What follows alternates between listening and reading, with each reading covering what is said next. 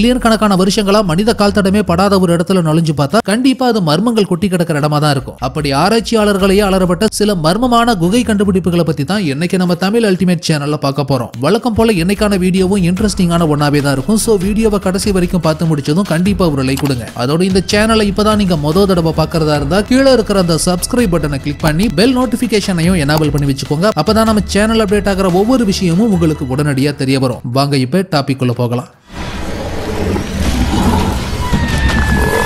Prehistoric shock. பழங்கால குகைகளுக்குள்ளார மனிதர்கள் வாழ்ந்ததற்கு அடையாளமா சில தொல்லியல் எச்சங்களும் தரையில வாழ்ந்த சில விலங்குகளோட புதைப்பிடிமங்களும் கிடைக்கிறது தான் வழக்கமா நடக்கக்கூடிய ஒரு விஷயம். ஆனா கென்சுக்கியில் இருக்கிற மேமுத் கேவ்ங்கிற குகை ஒண்ணுல வழக்கத்துக்கு மாறா பழங்காலத்துல கடல்ல வாழ்ந்த சுறா மீன் முன்னோட தொல்லியல் படிமங்களையும் தடயங்களையும் சுவத்துல இருந்து கண்டுபிடிச்சிருக்காங்க ஆராய்ச்சியாளர்கள். பல் சக்கர மாதிரி வாய் அமைப்பை கொண்டு இருந்தது. 330 மில்லியன் வருஷங்களுக்கு முன்னாடி பேஞ்சியாங்கிற ஒற்றை கண்டம் துண்டு துண்டா உடையறதுக்கு முன்னாடி அந்த இடம் கடல் பகுதியா இருந்தப்போ அங்க வாழ்ந்து முற்றிலுமா அழிஞ்சு போன ஒரு உயிரினமா இருக்கலாங்கிறது ஆய்வாளர்களோட கருத்தா இருந்தது.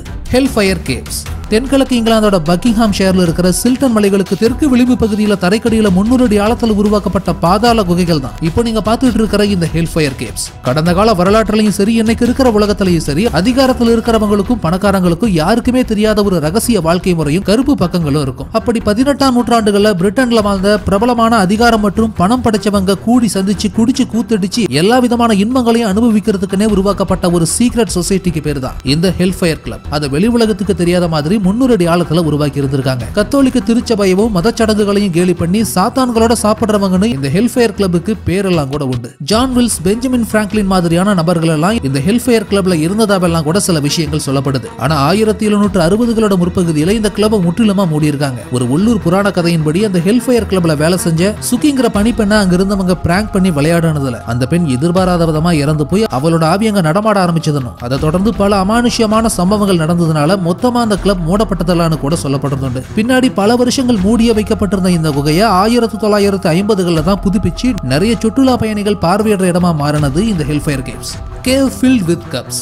தொல்லியல் ஆராய்ச்சியாளர்களோட வேலையில தினம் புது புது விஷயங்களை பார்த்து தெரிஞ்சுக்கிறதுங்கிறது எப்பயுமே அவங்களுக்குள்ளார ஒரு கியூரியாசிட்டியை கொடுத்துக்கிட்டே தான் இருக்கும். அந்த வகையில கடந்த 2011ஆம் வருஷம் சில தொல்லியல் ஆராய்ச்சியாளர்கள் இங்கிலாந்தோட சோமர்செட்ல இருக்கிற கோக்ஸ்ங்கிற பழங்கால குகை ஒண்ணுக்குள்ளார நுழைஞ்சு ஆராய்ச்சி செஞ்சப்போ பழங்கால மக்கள் குடிக்க கப் மாதிரி பயன்படுத்தின மண்டை போர்டுகளும் வரிசையா அடுக்கி வைக்கப்பட்ட முழுமையான ஹியூமன் ஸ்கல்ஸும் நிறைய அளவுல கண்டுபிடிக்கப்பட்டு அந்த ஆராய்ச்சியாளர்களையே அலறவிட்டு இருந்தது. தொல்லியல் வரலாற்று ஆராய்ச்சியாளர்களோட கருத்துப்படி பல ஆயிரம் வருஷங்களுக்கு முன்னாடி இருந்தே யுரேஷியா உள்ளிட்ட மேற்கத்திய கலாச்சாரங்களையும் நாடோடி கலாச்சாரங்களையும் முக்கியமான சடங்குகள்ல மனித மண்டை ஓட்டில இருந்து துண்டிக்கப்பட்ட ஒரு பகுதியை குடிநீர் பாத்திரமாவும் அதை சாப்பிடுற கிண்ணங்களாவுமே பயன்படுத்தினதாகவும் சொல்றாங்க. அந்த வகையில சோமர்செட்ல கண்டுபிடிக்கப்பட்ட இந்த கேவ் கப்ஸ் 14,000 வருடங்களுக்கும் பழமையானதுங்கிற விஷயமும் தெரிய வந்திருந்தது.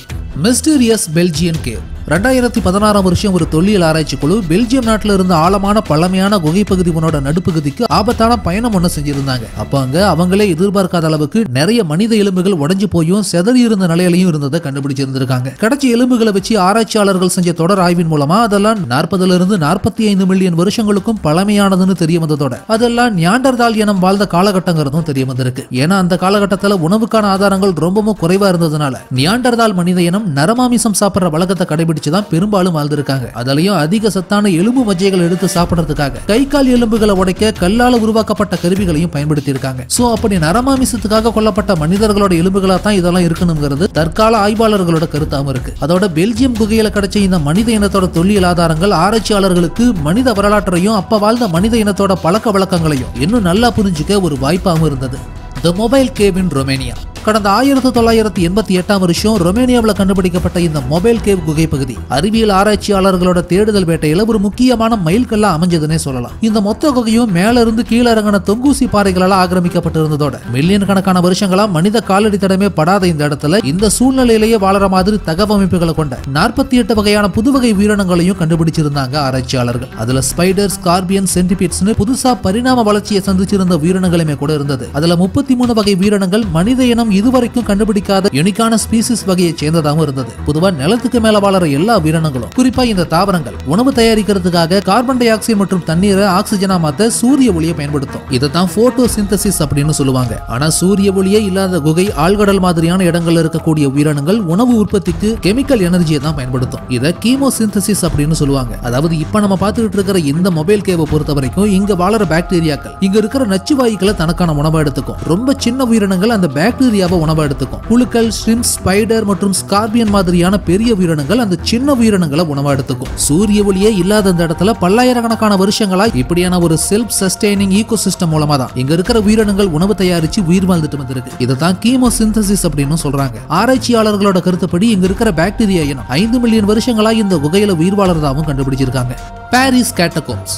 பாரிஸை பொறுத்த வரைக்கும் இந்த உலகத்திலேயே ரொம்ப ரொமான்டிக்கான சிட்டியில ஒண்ணுன்னு சொல்லுவாங்க. வானத்தையே தொடர அளவுக்கு உயர்ந்து நிக்கிற ஈஃபில் டவர் மட்டும் பாரிஸோட அடையாளம் இல்ல. பூமிக்கடியில கொத்து கொத்தா அடுக்கி வைக்கப்பட்டிருக்கிற மனித மண்டை ஓடுகளுக்கும் இந்த இடம் ஃபேமஸான ஒண்ணுன்னே சொல்லலாம். பிரெஞ்சு கேபிட்டலோட ஃபேமஸான இடங்கள்ல ஒண்ணுதான் இந்த கேட்டகோம்ஸ் ஆஃப் பாரிஸ். பூமிக்கடியில 11,000 சதுர கிலோமீட்டர் பரப்பளவுக்கு 6 மில்லியன் மக்களுக்கான எலும்புகளையும் மண்டை ஓடுகளையும் அடுக்கி வைக்கப்பட்டிருக்கிற இந்த இடத்தை உண்மையிலேயே ஒரு அசாதாரணமான இடம்னு தான் சொல்லணும். இன்னைக்கு நிலைமைக்கு பாரிஸ்ல வாழ்ற மொத்த மக்கள் தொகையே வெறும் 2.2 மில்லியன் தாங்கிறப்போ இந்த கேட்டகோம்ஸ்ல மட்டுமே 6 மில்லியன் மக்களோட எலும்புகள் அடுக்கி வைக்கப்பட்டிருக்கு. பாரிஸ்ங்கிற இந்த நகரம் உருவாகிறதுக்கு முன்னாடி அந்த இடத்தோட நிலப்பகுதி முழுவதுமே குவாரிகளால நிரம்பின சுரங்க பகுதிகளா தான் இருந்திருக்கு. நாளடைவுல சுத்தி இருக்கிற மக்கள் வசிக்கிற பகுதிகள் விரிவடைய ஆரம்பிச்சதும் இந்த குவாரிகள் மேலேயும் நிறைய கட்டிடங்கள் கட்டி எழுப்பப்பட்டு நகரமும் விரிவடைஞ்சது. ஆனா 18ஆம் நூற்றாண்டுல பிளேக் நோய் தீவிரமா பரவி நிறைய மனிதர்களை காவு வாங்க ஆரம்பிச்சப்போ அங்கிருந்த சிமெட்ரி மொத்தமும் நிரம்பி வழிஞ்சி மேற்கொண்டு உடல்களை புதைக்க இடமில்லாம போயிருக்கு. இறந்த உடல்கள் தேக்கம் அடைஞ்சதுனால சுற்றுச்சூழலும் இன்னும் மோசமாகவே வேற வழியே இல்லாம பிளேக்னால இறந்து போன மனிதர்களை அண்டர் கிரவுண்ட்ல கொண்டு போய் அடக்கம் பண்ண ஆரம்பிச்சாங்க. பின்னாட்கள்ல ஏற்கனவே சிமெட்ரி முழுக்க இருந்த மனித எலும்புகளையும் அப்புறப்படுத்தி இங்க கொண்டு வந்து குவிக்க ஆரம்பிச்சிருக்காங்க. அதுதான் இன்னைக்கு பறந்து விரிஞ்சு சரியான முறையில் எடுக்கப்பட்டு மக்கள் வந்து பார்த்து வியந்து போற அளவுக்கு பாரிஸோட முக்கியமான சுற்றுலா தலமாவும் மாறி போயிருக்கு. அண்டர் கிரவுண்ட் சிட்டி இந்த பேஸ்மெண்ட் ஆஃப் எ ஹவுஸ். துருக்கி நாட்டுல ஒரு இடத்துல வீடு பண்ண ரெனோவேஷன் பண்றதுக்காக வேலைகள் நடந்துட்டு இருந்தப்போ திடீர்னு ஒரு பொந்து மாதிரி இருந்த மிஸ்டீரியஸான ரூம் ஒன்னு அடையாளம் கண்டுபிடிக்கப்பட்டிருக்கு. தொடர்ந்து உள்ள முன்னேறி போயிட்டே இருந்தப்போதான் அது அண்டர் கிரவுண்ட்ல மிக நீளமா உருவாக்கப்பட்ட ஒரு பழங்கால குகை வீடுங்கிற விஷயமே தெரிய வந்திருக்கு. டெரிங்கியூங்கிற பகுதியில் உருவாக்கப்பட்டிருந்த அந்த குகையை மேல்மட்டத்தில இருந்து 85 மீட்டர் ஆழத்துக்கு அண்டர் கிரவுண்ட்ல உருவாக்கி இருந்திருக்காங்க. நிறைய சுரங்கங்கள் ஒன்னோட ஒன்னு இணைக்கப்பட்டு ஒரு கரையான் புத்து மாதிரி உருவாக்கப்பட்டிருந்ததோட காத்து உள்ள நுழையறதுக்கு ஏதுவான ப்ராப்பரான வென்டிலேஷன் சிஸ்டத்தையுமே உருவாக்கப்பட்டிருந்ததை பார்த்துட்டு ஆர்கியாலஜிஸ்ட் அத்தனை பேருமே பிரமிச்சு போயிருக்காங்க. எதிரிகளோட படையெடுப்புகள் இருந்து தப்பிக்க உருவாக்கப்பட்டதா சொல்லப்படுற இந்த அண்டர் கிரவுண்ட் பேஸ்மெண்ட் கிமு 8ல இருந்து 7ஆம் நூற்றாண்டுகளுக்கு இடையில பிரிஜியன்கிற பழங்குடியினத்தால் உருவாக்கப்பட்டிருக்கலாம்ங்கிறது அந்த நாட்டு தொல்லியல் ஆராய்ச்சியாளர்களோட கருத்தாவும் இருக்கு. அண்டர் வாட்டர் மாயன் ஆர்டிஃபேக்ட்ஸ். சென்ட்ரல் அமெரிக்காவில் யுகேட்டான் பெனிசுலா பக்கத்துல மெக்சிகோவை சேர்ந்த ஆராய்ச்சியாளர்கள் குழு மாயன் நாகரிகத்துக்கு சொந்தமான ஒரு பழமையான குகை ஒன்றை கண்டுபிடிச்சு அதுல பல தொல்லியல் பொருட்களையும் கண்டுபிடிச்சிருக்காங்க. அதுல குறிப்பிட்ட சில விஷயங்கள் மாயன் நாகரிகத்தை விடவும் பழமையானதாகவும் 10,000 வருஷங்களுக்கு முந்தையதாகவும் இருந்திருக்கு. சாக் ஆக்டன்கிற ஒரு அண்டர் வாட்டர் கேவ்ல தான் இந்த விஷயங்கள் கண்டுபிடிக்கப்பட்டிருந்தது. விலங்கு மற்றும் மனிதர்களோட எலும்புகள், மண்பாண்டங்கள், மனித தாடை எலும்புகள்னு நிறைய விஷயங்கள் கிடைச்சிருந்ததோட அந்த மொத்த இடமுமே சுத்தமான தண்ணீரால நிரப்பப்பட்டு தொங்கூசி பாறைகள் மேல இருந்து கீழே விழுற மாதிரி ரொம்பவும் தனித்தன்மையோட இருந்தது. இந்த இடத்தையும் அதுல கிடைச்ச பொருட்களையும் வச்சு பாக்குறப்போ ஒருவேளை இது மாயன்கள் இறந்தவங்களை புதைக்கிறதுக்காகவும் சடங்குகளை நிறைவேற்றுறதுக்காகவும் பயன்படுத்தின இடமாகவும் இருக்கலாங்கிற மாதிரி ஆராய்ச்சியாளர்கள் அவங்களோட கருத்துக்களை தெரிவிச்சிருந்தாங்க. Grown of the கேட்ஸ்கில்ஸ்.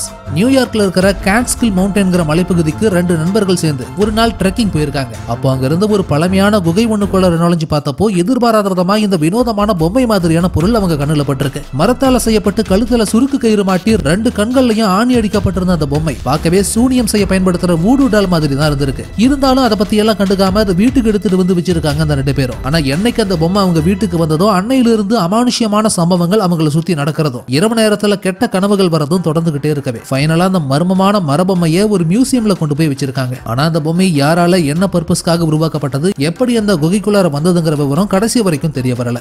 17 miniature coffins. எடின்பர்கோட எரிமலை இருந்த மலைப்பகுதியை ஒட்டி கடந்த கிபி 1836ஆம் வருஷம் முயல் வேட்டையாட போன சில சின்ன பசங்களால 17 சின்ன காஃபின்ஸ் மாதிரியான மரத்தாலான பெட்டிகள் கண்டுபிடிக்கப்பட்டிருந்தது. ஒவ்வொரு காஃபின்ஸும் 95 மில்லிமீட்டர் நீளத்துல மரத்தால செதுக்கப்பட்டிருந்ததோட அதுக்குள்ளார மரத்தால செய்யப்பட்ட பொம்மைகள் துணியை சுத்தி வைக்கப்பட்டிருக்கு. இன்னைக்கு ஸ்காட்லாண்டோட நேஷனல் மியூசியம்ல வைக்கப்பட்டிருக்கிற இந்த 17 மினியேச்சர் காஃபின்ஸும் எதற்காக யாரால உருவாக்கப்பட்டிருக்கிறதுக்கான காரணம் இன்னைக்கு வரைக்கும் மர்மமானதாவே தான் இருக்கு. இருந்தாலும் சிலரோட மரணங்களை ஹானர் பண்றதுக்காக தான் இப்படி ஒரு விஷயம் உருவாக்கப்பட்டதாகவுமே ஒரு சம்பவத்தை குறிப்பிட்டு சொல்றாங்க. அது என்னன்னா 1906ஆம் வருஷம் எடின்பர்கை சேர்ந்த ஒரு பெண் தன் அப்பா சொல்ல ஒரு விஷயத்தை கேட்டிருக்காங்க. அதுல அவர் என்ன சொல்லி இருந்திருக்காருன்னா 19ஆம் நூற்றாண்டோட நடுப்பகுதியில பர்கன் ஹேர்னு 2 தொடர் கொலைகளை செஞ்ச சைக்கோ கொலையாளிகள் மொத்தமா தாங்கள் கொன்ன 17 நபர்களுக்காக அவங்களே சொல்லி வச்சு சின்ன காஃபின்ஸ் மாதிரியான ஒரு விஷயத்தை ரெடி பண்ணி அதுல வருஷங்களை குறிப்பிட்டு ஒரு எரிமலை பகுதியில புதைச்சு வச்சதாகவும் சொல்லியிருக்காரு. இந்த கதையில எந்த அளவுக்கு உண்மை இருக்குன்னு தெரியல. ஆனாலும் இன்னைக்கு வரைக்கும் விடை தெரியாத மர்ம கண்டுபிடிப்புகள் ஒன்னாவே தான் இருந்துட்டு வருது இந்த miniature coffins. World oldest winery. இந்த உலகத்தோட மொத்த மக்கள் தொகையில மது அருந்தாத மனிதர்களை விரல் விட்டு எண்ணிட முடியும். அந்த அளவுக்கு மது குடிக்கிறவங்களோட எண்ணிக்கை ரொம்ப ரொம்ப அதிகம். அதோட வரலாற்றுல இந்த வைனோட ஆதிக்கம் எந்த அளவுக்கு இருந்திருக்குன்னு தெரிஞ்சுக்க ஆர்மேனியாவில் இருக்கிற இந்த மலை குகைக்கு போனீங்கனாலே போதும். உலகத்திலேயே ரொம்ப பழமையான ஒயின் தயாரிக்கப்பட்ட ஒரு இடத்தை தொல்லியல் ஆராய்ச்சியாளர்கள் இங்க தான் கண்டுபிடிச்சிருக்காங்க. ஏற்கனவே எகிப்திய பிரமிடுகளையும் அதை ஒட்டி அகழாய்வு செஞ்ச இடங்களையும் மது தயாரிச்சதுக்கான தொல்லியல் ஆதாரங்கள் கிடைச்சிருந்தாலும் ஆர்மேனியாவில் கண்டுபிடிக்கப்பட்ட இந்த பகுதி 6000 வருடங்களுக்கும் பழமையானதுன்னு ஆராய்ச்சியில தெரிய வந்திருக்கு. மரத்தாலையும் தோலாலையும் மண் குடுவைகளாலையும் உருவான நிறைய பொருட்கள் இங்க கண்டுபிடிக்கப்பட்டு மொத்த ஆராய்ச்சியாளர்களையுமே பிரமிக்க வச்சிருந்தது இந்த பகுதி. தி அல்டாமுரா மேன் 1933 வருஷம் தெற்கு இத்தாலியோட மர்மமான குகை பகுதி ஒண்ணுல கால்சைட் ஃபார்மேஷன் அதிகமா இருக்கிற இடத்துல நிறைய மனித மண்டை ஓடுகளை கண்டுபிடிச்சிருக்காங்க. 3 நூற்றாண்டுகளுக்கு முந்தையதான இது எப்படி இந்த குகைக்குள்ளார வந்ததுன்னு தெரியல. தொடர்ந்து அதை தொல்லியல் ஆராய்ச்சியாளர்கள் ஆராய்ச்சி பண்ணிட்டு வராங்க. Japanese mummification. இறந்து போன மனிதர்களை மம்மிகளா மாத்தி பிரமிடுகளை புதைக்கிற கலாச்சாரத்தை எகிப்துல தான் கேள்விப்பட்டிருப்பீங்க. ஆனா மனுஷங்க உயிரோட இருக்கிறப்பவே அவங்கள மம்மிகளா மாத்துற ஒரு கலாச்சாரம் ஜப்பான்ல பல நூற்றாண்டுகளாவே வழக்கத்துல இருந்திருக்கு. அது பத்தின தகவல்களை தெரிஞ்சுக்கணும்னா ஏற்கனவே ஜப்பான் பத்தியும் அந்த மம்மிஃபிகேஷன் பத்தியும் ஒரு வீடியோ நம்ம சேனல்ல அப்லோட் ஆகியிருக்கும். அதோட லிங்கையும் டிஸ்கிரிப்ஷன்ல கொடுக்குறேன். கண்டிப்பா அதையும் ஒரு முறை கிளிக் பண்ணி பாருங்க. ஃபைனலி இந்த வீடியோ உங்களுக்கு பிடிச்சிருந்ததுன்னா லைக் பண்ணுங்க, கமெண்ட் பண்ணுங்க, ஷேர் பண்ணுங்க. அதோட இந்த வீடியோ உங்களுக்கு இன்ட்ரெஸ்டிங்கான ஒன்னாவும் இன்ஃபர்மேட்டிவான ஒன்னாவும் இருந்ததுன்னு நினைச்சீங்கன்னா கண்டிப்பா நம்ம தமிழ் அல்டிமேட் சேனலை சப்ஸ்கிரைப் பண்ணுங்க.